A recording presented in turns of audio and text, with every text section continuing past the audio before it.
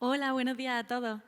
Como ha dicho el doctor Letrán, bueno, yo soy Isabel Fernández de Alba, trabajo en Granada. Trabajo en Granada, pero trabajo de forma presencial. Mis consultas presenciales son allí, en el Hospital de la Inmaculada de Granada. Sin embargo, paso también videoconsulta a través de distintas plataformas, como la plataforma que ha facilitado Asisa Life o otra que se llama Doctoralia. Y tengo una cuenta profesional en Instagram donde publico consejos, hablo con pacientes y desarrollo estos temas que vamos a comentar a continuación, a ver si os resultan interesantes. Porque de verdad yo considero que soy una de las más entusiasmadas de la telemedicina. Pero es que para mí misma el día a día, pasar de la presencialidad a la teleconsulta, que como curiosidad ejerzo solamente 2 horas a la semana, ya es un reto. Y así lo he querido reflejar en la presentación. ¿Y cómo podemos abordar esto? Pues con mucho ánimo, paciencia. Es verdad que lo comentábamos aquí antes, que quizá ahora está un poquito más en declive con respecto al inicio de la ola pandémica y por eso he querido situarnos. Parece que es un rollo y que así lo hemos vivido, pero siendo franca y reflexionando sobre este tema, tengo que darle las gracias a la telemedicina porque para empezar me dejó escaparme de esos equipos COVID que contaba Teresa hace un momento durante unas pequeñas horas. Además, me permitió atender a nuestros pacientes de alergia que en ese momento no tenían otra forma de ser atendidos, porque ya que se recomendaba que no acudieran al hospital, si os acordáis. Además, la telemedicina, bueno, pues espero que resulte interesante. Quiero daros las gracias por aguantar aquí un sábado por la mañana y sobre todo al comité científico por contar conmigo y poder trasladarlo a esta idea. Mi esquema mental a lo largo de la presentación será pasar desde este momento, es un paraíso, cómo lo vivimos, cómo nos situamos en este momento, qué es lo que pasó, qué es la telemedicina a continuación y una vez que ya tendremos claros los primeros conceptos, entender las formas más prácticas. De verdad que he intentado que sea lo más práctico, que estamos todos muy cansados y que sean consejos útiles que podamos aplicar. Al final miraremos una pequeña mirada al futuro y veremos un poquillo lo que nos depara, centrados siempre dentro de la alergología, ¿vale? ¿Qué es la telemedicina? Y ahora se lleva muchísimo, ya introduzco el concepto, las redes sociales van a estar presentes, estamos en Twitter, en un montón de sitios como alergólogos y eso nos da muchísima potencia. Y se lleva un montón esta tendencia a resumir una charla en un tuit y lo he querido intentar, ¿vale? De ser paciente si no está perfecto, pero es lo que he intentado. Considerar que la telemedicina es una herramienta más dentro de la consulta médica que ha supuesto una revolución en lo que ha sido su implantación, como ahora veremos, y que ha supuesto además cambios muy profundos en la relación entre el médico y el paciente.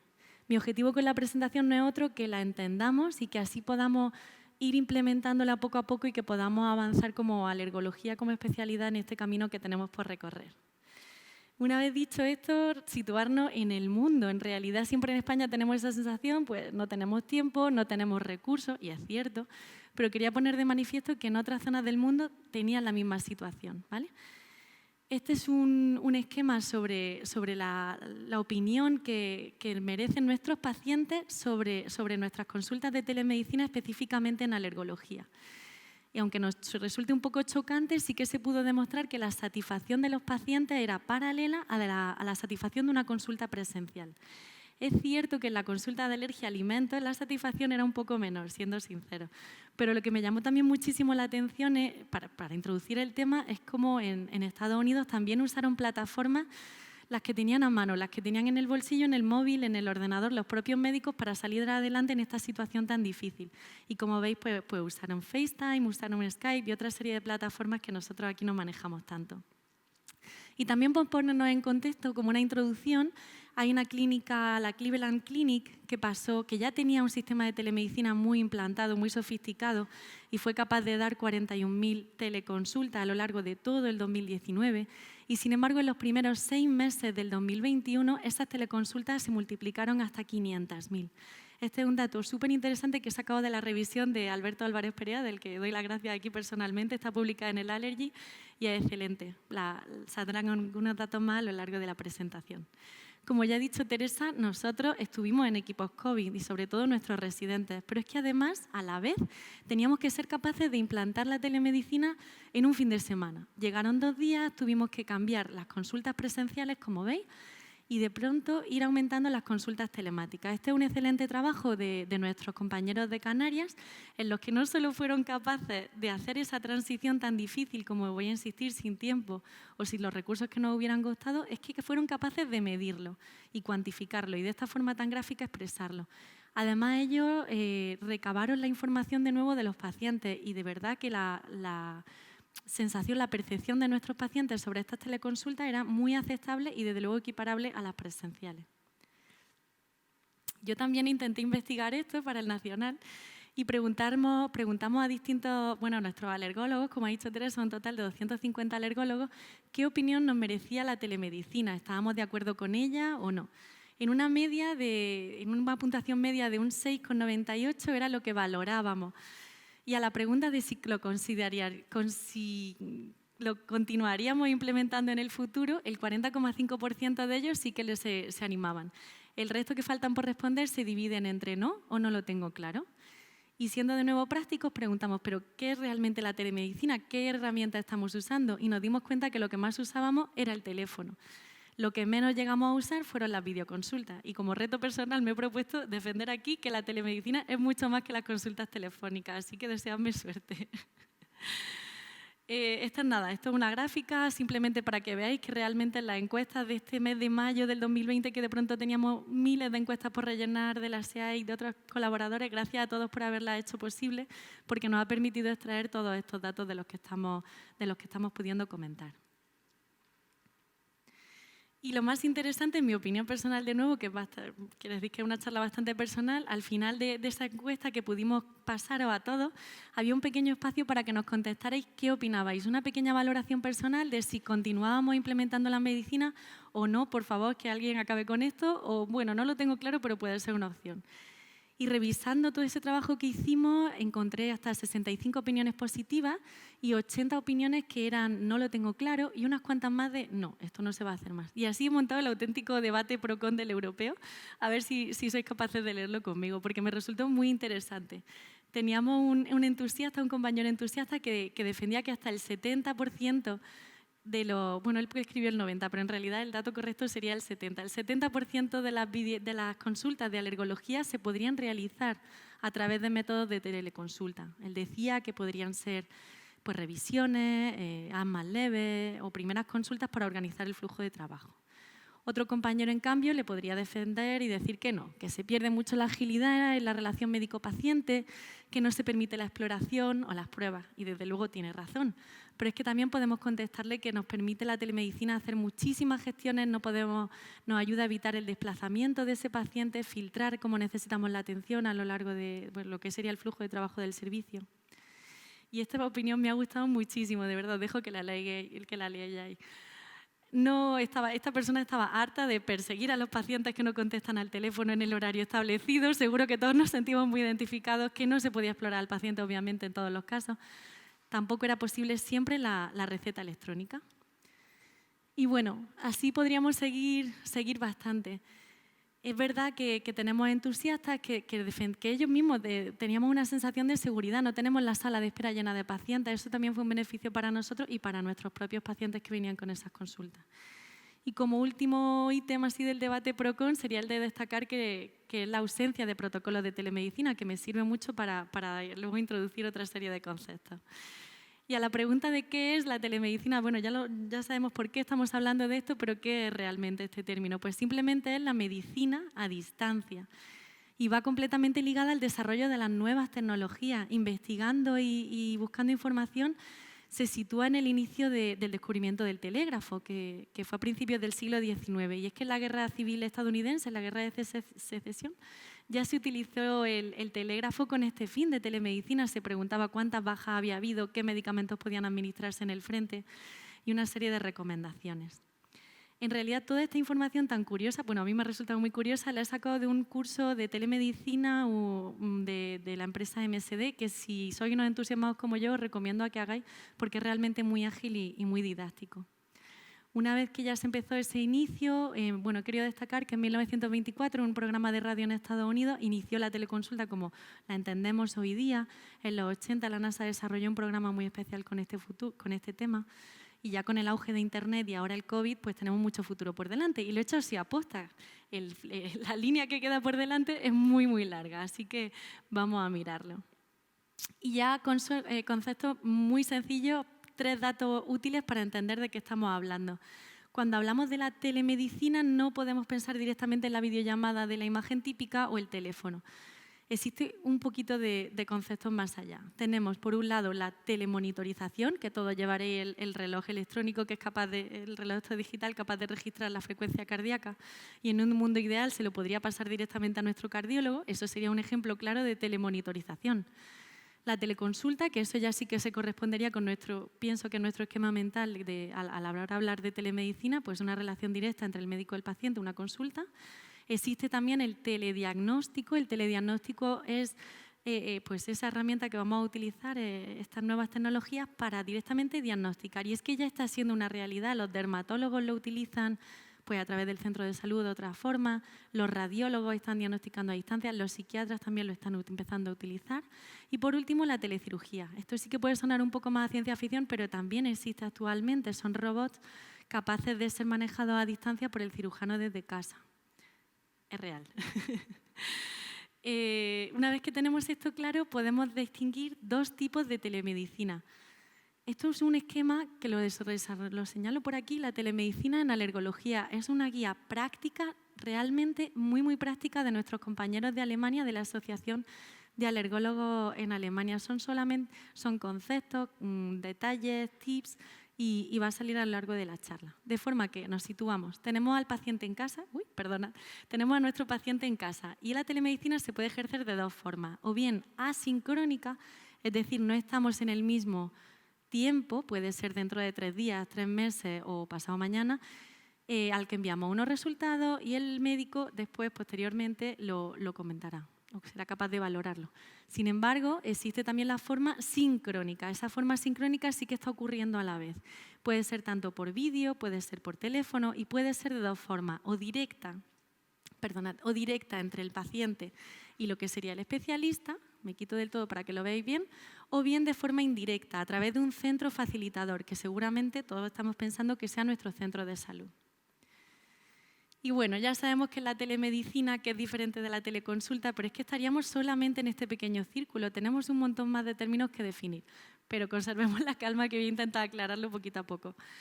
La telesalud en realidad muchas veces yo revisando el mismo tema, se confunde con telemedicina, aunque en realidad no deberíamos confundirlo, porque telesalud abarca un concepto un poquito más amplio. Se refiere también, puede ser, a una radiología, una analítica, una asistencia social. Son actos sanitarios o de personal sanitario, pero no tiene por qué ser exactamente la relación médico-paciente que entendemos de primera imagen.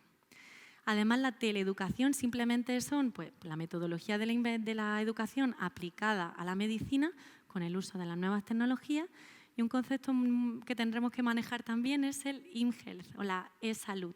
De nuevo, simplemente es realizar una consulta médica o un acto sanitario, pero aquí sí que nos vamos a basar en dispositivos móviles, tabletas, los relojes, los wearables, que se llaman lo que llevamos encima, ¿vale? La e-salud, en cambio, es un término simplemente global, capaz de abarcar todo lo que estamos comentando, y la informática biomédica pues no es otra cosa que las ciencias de la investigación, que lo que buscan es primero generar una gran cantidad de datos y ser capaces de usarlos, siempre con el beneficio de nuestros pacientes. Igual no queda del todo claro, pero he traído otro esquema que para mí ya es un poco clásico, aunque en verdad es un esquema del 2019, se ve por aquí, lo publicaron todo el equipo de trabajo de Darío Antolín, Alberto, Silvia.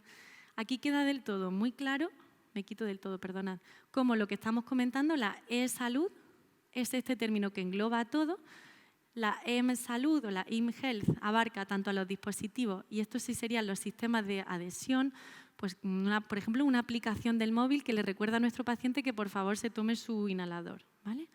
La bioinformática, que con esto empezamos ya más familiarizados en la historia clínica electrónica, y los sistemas de decisión clínica. Aquí ya aparece la inteligencia artificial, ¿vale?, que tomarán decisiones. La telemedicina, que es lo que venimos a explicar sobre todo, y las redes sociales. Lo más interesante de este esquema, con lo que me gustaría que reflexionásemos juntos, es que todos vuelcan datos al Big Data. El Big Data simplemente es una cantidad ingente, inconmensurable de datos que no somos capaces de procesar con las técnicas habituales, con una base de datos que podemos manejar. Es una cantidad de datos tan grande. Y lo más interesante es que, como veis, este Big Data se vuelca de nuevo hacia todo el ámbito de la salud que podamos aprovechar para que efectivamente vayamos avanzando en ese camino. Y como dije al principio, la revisión del Allergy del 2021 rediseña este esquema de nuevo y lo más importante es que situamos al Big Data ya en el centro. Ya no tenemos escapatoria del Big Data, todos los sistemas que estamos comentando, todas las herramientas que tenemos se vuelcan datos en una nube, que queda un poco abstracto, pero en esa base de datos tan grande, y la base de datos además va a ser capaz de modificar nuestros sistemas para ir ajustándolos e ir mejorando de forma continua. También me ha resultado muy interesante de nuevo eso, cómo las redes sociales forman parte más de este sistema de medio ambiente o de este ecosistema que se crea digital, ¿vale? Vamos ya a lo práctico, ya conocemos de qué estábamos hablando, cuáles son los términos, y volviendo a la revisión alemana que publicaron en el 2020, nos facilitan ya directamente un ejemplo muy, muy claro de cómo alternar las consultas presenciales con las videoconsultas, ¿vale? Y lo hacen tanto en un esquema de vacunas en inmunoterapia subcutánea, si os fijáis, las pantallitas serían las videoconsultas, las revisiones y las dosis de la vacuna, o bien el esquema de la inmunoterapia sublingual, en la cual se inicia en consulta, pero las revisiones se van haciendo por teleconsulta. Me ha resultado súper interesante, es decir, es que esto ya es una realidad que podemos ir aplicando y por eso lo he querido traer.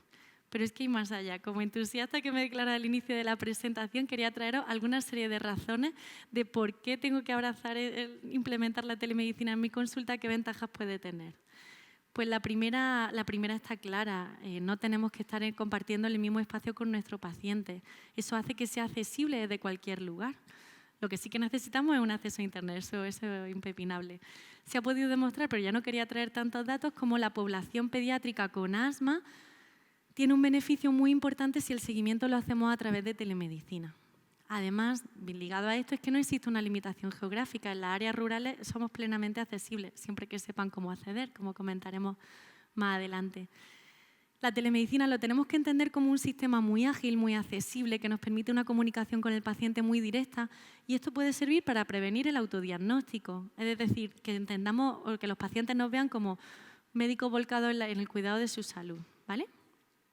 Aparece de nuevo el dato. El 70% de las teleconsultas, de las consultas que realizamos en alergología, todo esto está muy especificado en alergología, se podrían realizar de forma remota. Así que ya os animo a ello desde aquí, ¿vale? La parte más personal de toda la presentación ha sido mi experiencia. Esta foto me representa un montón, el moño, corriendo, pasamos de lo presencial a las teleconsultas, no nos da tiempo. ¿Qué sería lo más importante a destacar? Pues sería buscar un sistema en el que somos capaces de darle al paciente todos los datos antes de la consulta. Él sabe a qué hora se va a conectar, cómo lo va a hacer, sabe hacerlo, de forma que podemos evitarnos esos problemillas que contábamos con que no se conecta. Otra idea muy importante es la parte que podemos hacer nosotros, prepararnos. Tenemos que buscar una sala que esté tranquila, que no esté entrando el auxiliar administrativo, que haya otro paciente, que me ha pasado siempre. Intentar vigilar nuestra imagen personal, tomarlo con un poco de calma, porque en realidad, reflexionando, la teleconsulta se merece el mismo tiempo que le dedicaríamos a una presencial. O sea que tendríamos que ser un poquillo justos en eso. Es muy importante confirmar la identidad del paciente, debería darnos su nombre completo, sus datos para confirmar que efectivamente se trata de ese paciente. Otro dato que puede parecer una tontería, pero que en las teleconsultas se vuelve vital, es entender desde el inicio cuál es el objetivo del paciente con la consulta. Como hemos dicho antes, son consultas un poco más ágiles, quizá más dirigidas, quiere algo muy concreto. Y si somos capaces de entenderlo bien, podemos solucionar la consulta pues mucho más rápido, y además es que el paciente se va a quedar mucho más satisfecho con nuestra atención. Quizá no es el momento de ponernos a hacer la perfecta historia clínica con los antecedentes familiares más completos, porque es que la duda que tiene es esta y la quiere solucionar sentado en su coche con el niño detrás, y el propio paciente también tiene sus dinámicas que en ese momento podamos entender. Una vez que tengamos claro qué es lo que necesita el paciente de esa teleconsulta, de esa videoconsulta, preguntarnos preguntarle si ha entendido muy bien qué es el siguiente paso, porque esto puede generar también algún conflicto. Dejarle muy claro qué es lo que tiene que hacer, si va a ver las recetas, si va a venir, si no. Y al final preguntarle dudas. Parece una tontería, pero un minuto que le preguntemos si ha quedado alguna duda va a solucionar muchísimos problemas después. Y simplemente concentrarnos, viene lo mismo antes, porque me disperso, no, tenemos muchos estímulos y lo que decía, la telemedicina se merece esos mismos recursos que le dedicamos a lo presencial. Es verdad que tenemos retos y tenemos retos por delante, ya lo he ido punteando a lo largo de la presentación, pero me ha gustado muchísimo esta infografía para reflexionarlo juntos, como decía Teresa. Quizá la tecnología que tenemos se podría diseñar de forma que fuese más adecuada a nuestro paciente, es decir, paciente centrado, que es una palabra un poco en inglés.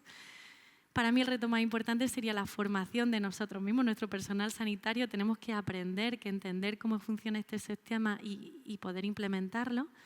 El marco legal aplicable también es un detalle importante a revisar, porque en realidad no tenemos una normativa de cómo hacer una teleconsulta. Lo que tenemos actualmente son guías clínicas de buenas prácticas y son muy buenas, por eso las he querido traer. Mi favorita es la de Chile, cómo proceder a realizar teleconsultas durante la epidemia en COVID, y la Asociación de Salud Digital, aquí, lanzó una guía muy buena y muy completa sobre una serie de recomendaciones para la teleconsulta, en la cual se pone de manifiesto también el anterior reto que me faltaba por comentar, la falta de seguridad jurídica. Ya hemos dicho que en realidad no tenemos una forma de estar seguros de que ese paciente es la teleconsulta que estamos haciendo y deberíamos avanzar por ese camino. Seguimos con los datos más prácticos. Mi experiencia personal es que hay un montón de plataformas diferentes de videoconsulta. Yo misma, al inicio de la consulta, usamos en mi hospital, la primera fue esta, Elvi, y ahora mismo estoy usando ClickDoc. Esta gráfica que veis con tantos nombres en realidad es que está en alemán, entonces es solamente un detalle para decir cómo ellos de nuevo fueron tan prácticos de dejarnos qué plataformas usar y qué sistema legal tienen y hasta cuándo la fecha de caducidad de ese permiso legal de usar la teleconsulta. Entonces, desde aquí, pues animo a que hagamos lo mismo en España y nos pongamos las pilas para seguir avanzando, ¿vale? No puedo dejar escapar, nadie puede escapar de las redes sociales en alergología, ¿vale? Sé que hay mucha gente que quizá no le apetece o no la conoce. Y como si os acordáis del esquema, estaba al mismo punto dentro del ecosistema de la tecnología digital, y es que las redes sociales tienen grandísimas ventajas y solamente una pincelada para animaros a conocerlas. Es una realidad y de ese dato quería partir. Es que 2/3 de nuestras familias de que acudieron a una consulta de alergia ya consultan las redes sociales antes de venir. Es el nuevo pregúntale a tu vecino, y es que aunque no queramos es así. Por eso animo a todos como especialidad de alergología a que tengamos ese papel de no influencer, sino sí, de líder de opinión, capaces de generar un contenido de calidad para nuestros pacientes, hacerlo accesible. Sería ideal.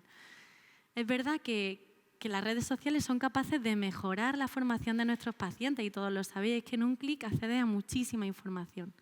Además, mi experiencia personal, de nuevo, es que se puede mejorar esa relación entre médico y paciente. Los propios pacientes se conocen entre sí, empiezan a crear comunidades. Además, en investigación, como adelantaré un poquito más adelante, nos ayudan a mejorar el reclutamiento de ensayos clínicos. Es muy importante. También podemos crear sistemas para adherir, para que se genere mayor adhesión de nuestros pacientes en las consultas. Pues, si os acordáis del Big Data, sabiendo datos de nuestros pacientes, además podemos crear estrategias nuevas, adaptadas específicamente a ellos.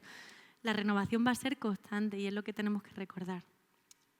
Y como vamos a ir modificando nuestros protocolos, adaptándonos, generando nuevos contenidos, además va a permitirnos mejorar la seguridad y los procedimientos que realizamos. Toda esta información la he sacado de un webinar que dio excelente el doctor Darío Antelín. Él lo centró en la alergia a alimentos, pero me pareció muy interesante. Además, en Twitter, Eva Iñón, una chica a la que os animo que sigáis desde ya, si tenéis cuenta en Twitter, es una especialista en la telemedicina y en el Twitter para formación médica, en los congresos, es muy interesante, por ejemplo. Y ella hizo circular esta imagen de la agencia de comunicación Coma, que me dan ganas de leerla literalmente y que lo pensemos. Y es que es una realidad. Las redes sociales ya han eliminado las barreras que hay entre investigadores, entre médicos y entre pacientes. Y eso implica ya directamente que estamos abiertos a una comunicación entre nosotros. falta que demos ese siguiente paso. Primero que nos asomemos a las redes sociales, pero es que, como dice ella, ya no vale solamente con asomarnos, sino que hay que participar. Y ella misma lo reconoce, que en salud cuesta y que a veces incluso ni lo consideramos. Así que aquí estoy yo para animaros a todos. Como decíamos, como anunciaba antes con las redes, es que la telemedicina es ya una buena noticia en investigación para todos nuestros investigadores. La telemedicina tiene grandes ventajas. Podemos crear diarios electrónicos de forma muy sencilla con aplicaciones. Eso, desde luego, nos ahorra costes a la hora de los ensayos clínicos. Ya se está usando, de hecho, en ensayos de pólenes. Además, podemos aumentar la adherencia, como ya decía antes. Perdonad. Todos llevamos sensores, llevamos dispositivos, es lo que se llama el Internet de las cosas, de Internet of Things. Es otro concepto de, bueno, pues la bombilla está conectada con el móvil, con el coche, todo eso está pasando. Otro término que quizá no introduje al principio es TIC, Tecnología de la Información y de la Comunicación. Va englobado con todo esto, simplemente que lo conozcamos. Nada más, la telemedicina, la investigación nos ahorra dinero, así que nada más que por eso ya deberíamos implementarla. Para terminar, antes de poder pasar de la investigación, esta herramienta la he conocido yo misma al prepararme la presentación. Se llama Google Trends y de verdad es una herramienta muy potente, gratis, de Google, que lo que hace es comparar un término a lo largo de un tiempo y en una zona. Es decir, lo voy a poner muy práctico, que para eso he traído el ejemplo. Es capaz de decirnos de quién se está hablando en una zona concreta. Pues Taylor Swift se busca más en el norte de Estados Unidos y Kim Kardashian en el sur, ¿vale? Así lo podemos entender. En cambio, yo lo que me he centrado, lógicamente, es la alergia y he buscado el término alergia a lo largo del año. No os sorprenderá mucho que, parece que hay un pico en mayo. El número de búsquedas aumenta muchísimo en mayo. Y no sé si os llama la atención como a mí, pero donde más se busca la palabra alergia dentro de toda España es en Melilla, a continuación en Ceuta y en quinto lugar en Andalucía. Ahí lo dejo. Ya se está usando esta herramienta tan potente, como digo, de Google Trends para avanzar muchísimo en el campo de la investigación. Y si vamos al futuro, que ya estamos terminando esto que viene por delante, en mi cabeza el futuro no es otra cosa que la formación. Debería ser primordial. Hay una revisión excelente del GIACI, del Health in Practice, en la cual revisan lo que sería el currículum del estudiante de medicina a lo largo de su vida formativa. Me voy un poco antes de la residencia, que ya nos apuntaba Teresa, me voy a cuando somos estudiantes de medicina. Y es que deberíamos aprender, conocer qué es un algoritmo, cómo funciona, porque en realidad en unos años va a tomar decisiones por nosotros. Además, nuestros mentores podrían tener un papel mucho más activo, porque es que yo no sabía ni quién era mi tutor. Nos van a supervisar de forma más completa, podemos tener clases virtuales, grabarlas. Bueno, el mundo es infinito, así que no he querido entrar demasiado. Y lo que sí he querido traer es un ejemplo muy práctico y con esto terminamos, ¿vale? Hay un libro excelente de Eric Topol que es Deep Medicine, donde reflexiona sobre todo esto que estamos hablando, ¿vale? Y es simplemente una conversación entre un dispositivo, un wearable, un reloj, un móvil y una paciente, en la cual el dispositivo, bueno, en realidad, para situaros en contexto, antes de que la leamos, esta es una conversación ficticia, aunque basada en todo el libro, que es así de gordo, sobre cuál plantea el autor que va a ser el futuro próximo. Y he buscado justo el segmento, he tenido mucha suerte porque había un capítulo justo sobre los contadores de polen y sobre la alergia, ¿vale? Y ahora ya que sí que lo conocéis, pues eso.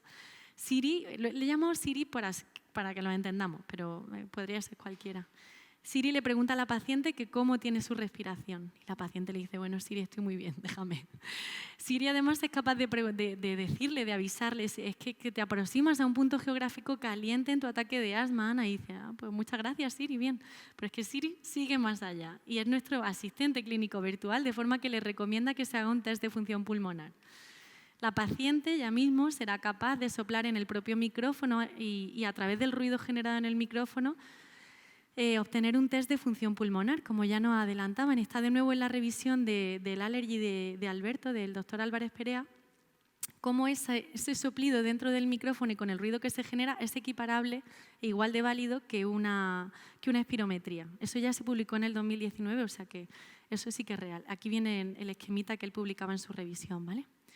Entonces Siri le contesta y le dice que, bueno, que ha recibido las pruebas, que el nivel de óxido nítrico está bajo. En realidad esto estaba mal en el libro, debería ser alto, pero bueno. que el volumen forzado expiratorio sí que es bajo y que le sugiera que haga 2 puffs de salbutamol. Bueno, pues nuestra paciente ha sido muy buena, le ha hecho caso a Siri y ya lo ha hecho. Además, en la propia conversación del libro le contaba que, bueno, que hay un desvío, que hay un atasco, que vaya por otra calle.